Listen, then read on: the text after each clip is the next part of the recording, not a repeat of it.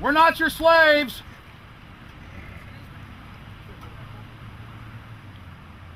Holbrook, we don't belong to you. We're not your property. Get back on the sidewalk. We're free humanity. Yeah, there he goes. Howard. They love it.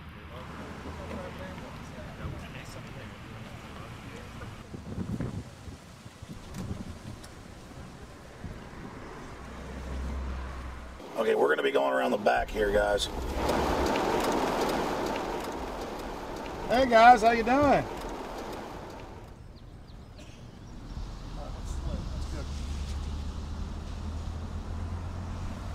There are several rings of security service. The American delegation at every Bilderberg meeting is usually protected by the CIA and a special division of the US Army. The British delegation is protected by the MI6. Israelis usually are protected by the Mossad. The Ottawa police, in this case, working for the security, they have very little, actually they don't have any information at all on what the meeting is about. They don't even know who the Bilderbergs are. Then there's an elite private firm protecting the perimeter, doing all the dirty work, such as shooing off the photographers and bothering the protesters. But, you know, that's like piddly stuff. All the heavy stuff is done by the security service, such as the CIA, MI6. Some years ago, my legs were a little bit stronger than they are now, and I'd crept over a fence under cover of darkness and approached. The cops started yelling and pointing at me, so I ran with speed I didn't know I still had, and some shots were fired, but they were far above my head. I mean, they were intimidating, but they were not really trying to kill me. Not when sharpshooters are fired far above, 20 feet above your head. Bilderberg was founded by David Rockefeller and the Rothschilds of Britain and Europe. They're still the main powers.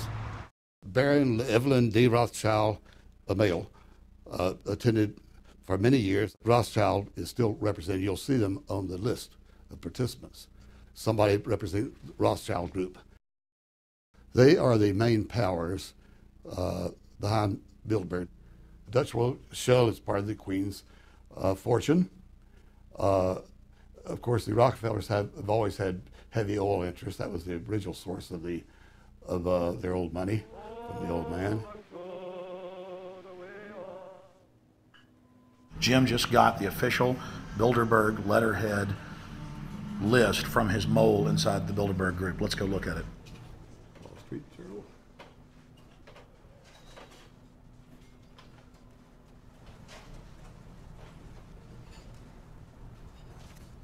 So Jim, you got the list. Yeah.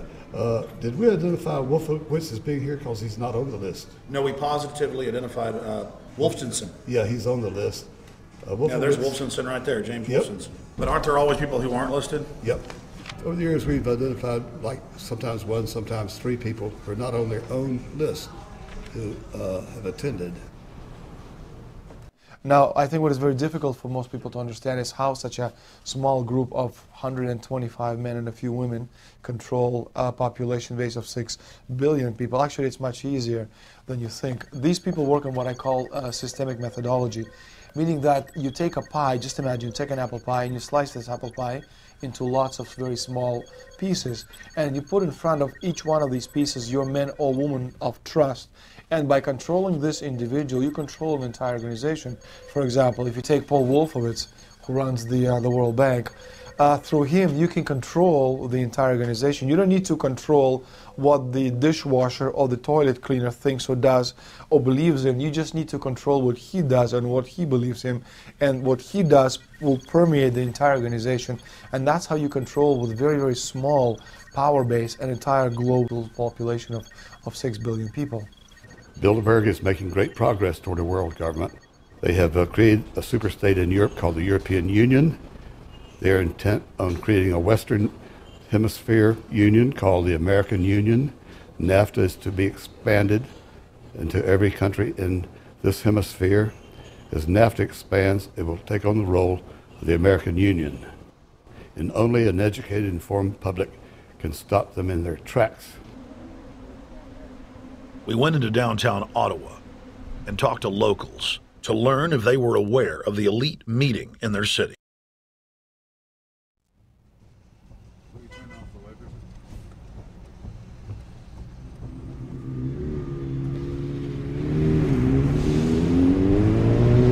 Hey guys, attention just for a second. I just need to tell you that a group just met here in Canada and they're trying to get rid of your sovereignty, merging you with the U.S. and Mexico. See, it's not funny, I'm serious. And your news isn't going to tell you about this. This is deadly serious, so I'm just letting you know and I'm telling you about it. As they say, they are the guys that run the world. They make the decisions for and we just carry it out. Sir, did you hear about the Bilderberg Group meeting here in town, the 120 most elite people in the world? No. Hey, did you know that the elite's meeting here in town right now? Have you heard about it? 120 crime bosses? None of you heard of it? None of you guys have heard of the Bilderberg Group? They're meeting right now. In the city, around 10% of the people were aware of the New World Order agenda. When we traveled to Parliament, close to half of the people we randomly spoke to were informed.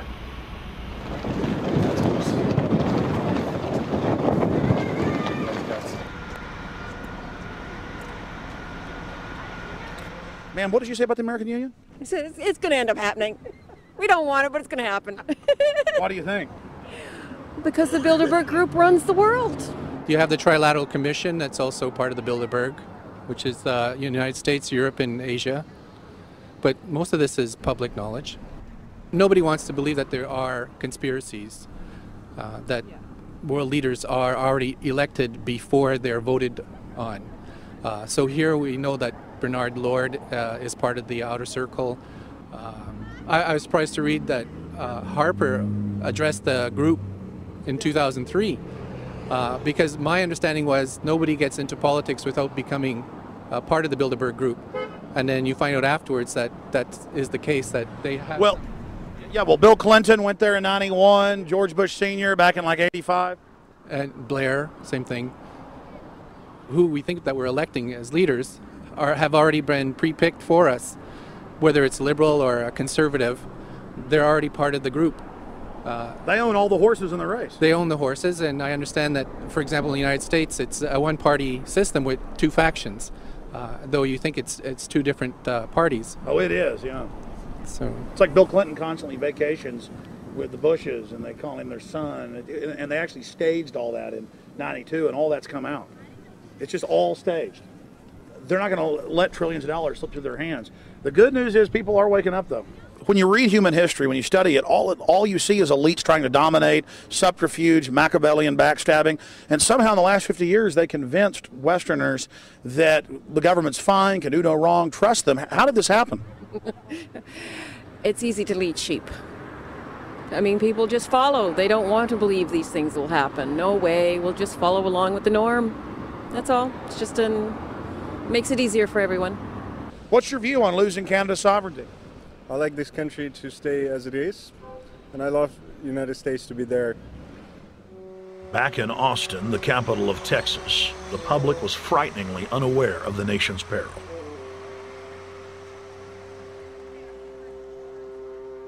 Have you heard about the North American Union?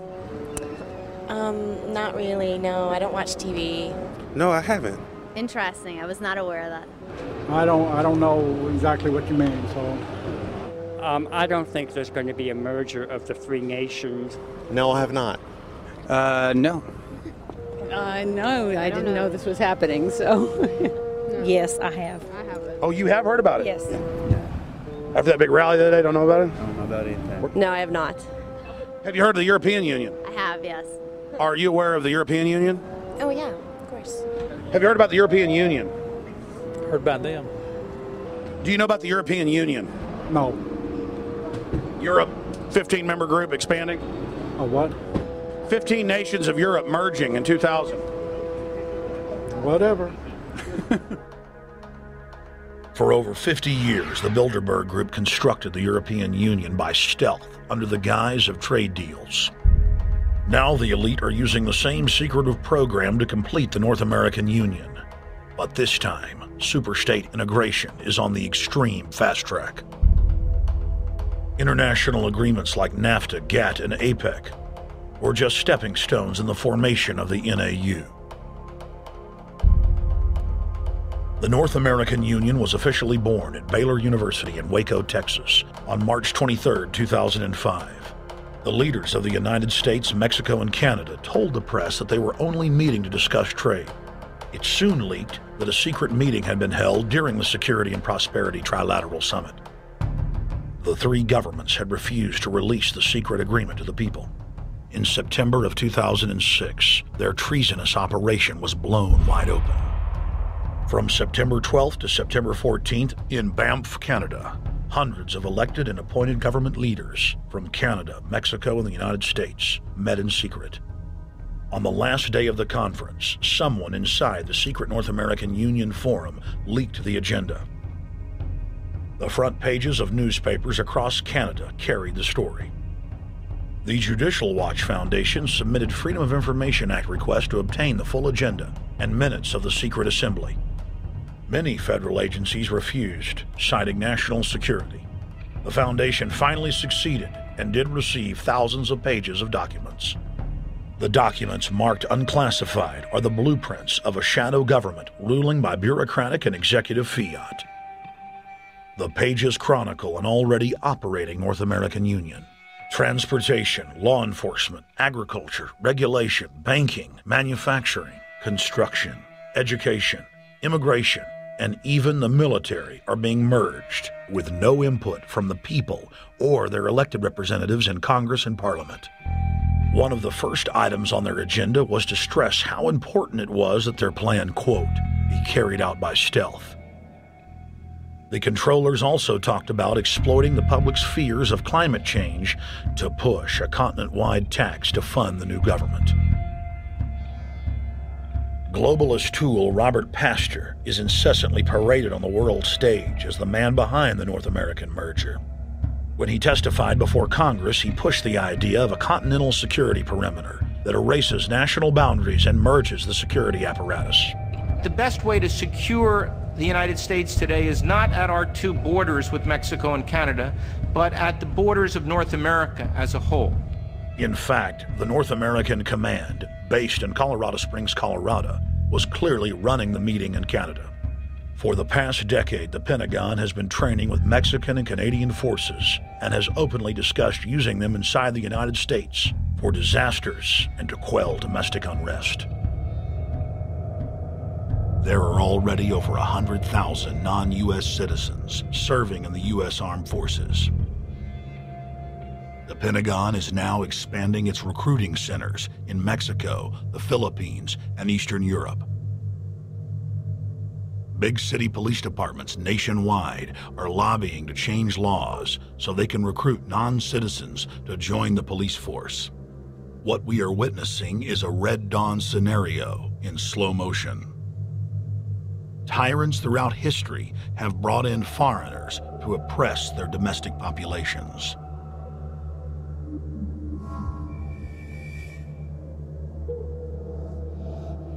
When their coup by stealth was exposed, the three governments went into damage control mode. The Security and Prosperity Partnership quickly staged a show summit that was held in Ottawa, Canada in February of 2007. It is the only way that we can achieve security and prosperity for our people is through this cooperation. We actually occupy one physical space, the North America. We've also had a chance as foreign ministers to talk about how we cooperate in the region and indeed in the world. Protesters who were upset about losing their countries and freedoms were not tolerated. A couple of weeks ago, an Al-Qaeda supposed. Whatsoever, the Security and Prosperity Partnership has been signed without any sort of parliamentary debate. Globalist publications have been open with their frustration that the population has not bought their latest PR stunt. As integration inside the European and American unions accelerates, the superstates themselves are being merged. On April 30th, 2007, a summit was held at the White House. The Security and Prosperity Partnership's secretive approach had alarmed the public. So this time, President Bush, German Chancellor Merkel, and EU Commission President Barroso hid their treachery in plain sight.